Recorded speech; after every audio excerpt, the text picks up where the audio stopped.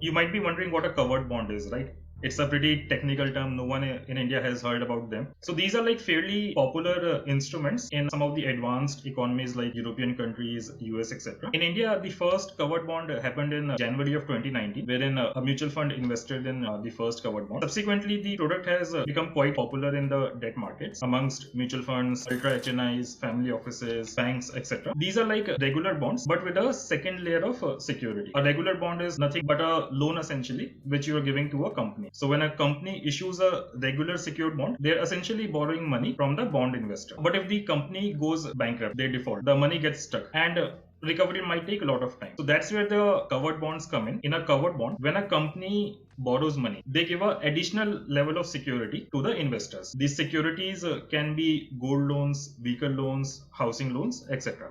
Imagine the borrower is a NBFC, a non-banking finance company. Guys like Muthoot, Manappuram, Chola, Bajaj, etc. So what their regular business is, they borrow money from the market and lend to their retail borrowers. And this borrowing can be for purchase of gold, for purchase of vehicle, for purchase of property, and so on.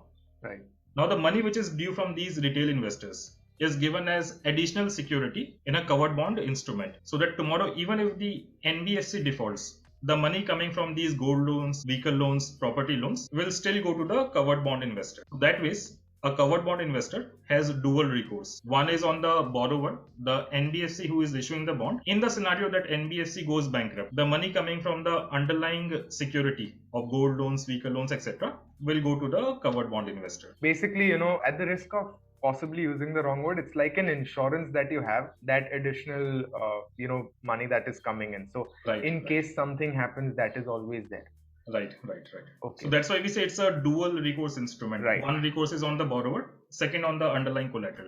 Let's say everything goes smoothly, let's say everything is fine.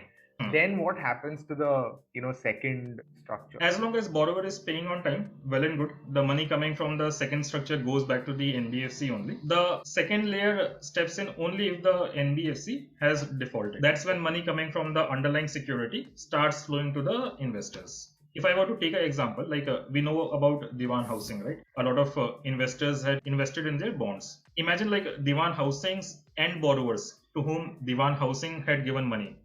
They are paying on time, but that money is lying in bankruptcy proceedings of Diwan Housing. That's why Diwan Housing's secured NCD investors are not getting any payment. Okay. But had it been a covered bond, the money coming from the end borrowers of Diwan Housing would have started going to the covered bond investors. Okay. So that's like the beauty of a covered bond over a regular bond. And this is something similar to MLDs, or are they very different in terms of structure? MLD is I would say, a special category of a bond when we talk about covered MLDs. In that, what we do is, in a regular bond, we have a fixed coupon. Let's say the bond is issued at 9%.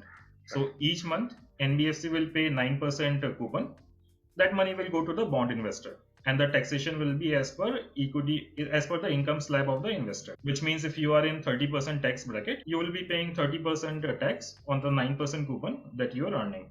In a MLD, the coupon is linked to an index. Index can be Sensex, Nifty, etc. Now, since your coupon is linked to a equity index, the taxation becomes almost at par with equities. Which means if you hold the covered bond for more than a year, the taxation will be as per LTCG, which means almost 10%. So that's like the taxation benefit of a MLD over a regular bond.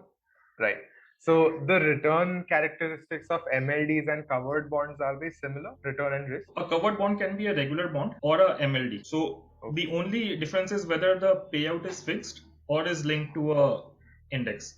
Otherwise, the risk return profile remains the same. Okay. So would it be right to say that a covered bond is like a fixed rate coupon and this is just a floating rate coupon version of that? Even in MLD, so there are normally two scenarios. Like if Sensex today is 50,000, if it goes below 10,000, then the coupon changes. Otherwise, coupon remains the same. And it's a very improbable, unlikely scenario that Sensex will go below 10,000 in a 1 to 2 year kind of time period. Notional linkage to Sensex, which is done for all practical purpose, it's also a fixed coupon instrument. So by the way, for our viewers and listeners, in case you aren't aware of coupon is basically the interest that you will be getting. So 9% that Anshul is saying, that is like our 9% interest rate that we will be earning.